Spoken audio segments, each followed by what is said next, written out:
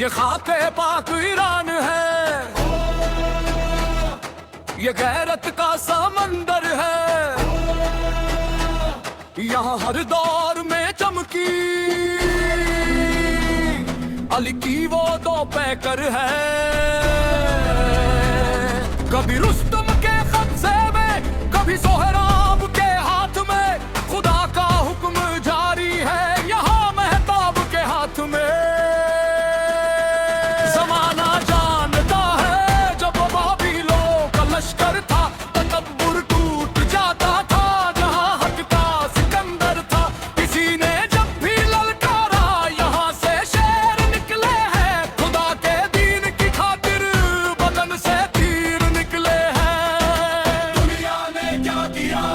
کبھی سازش کے جالے تھے، کبھی محاصرے ڈالے،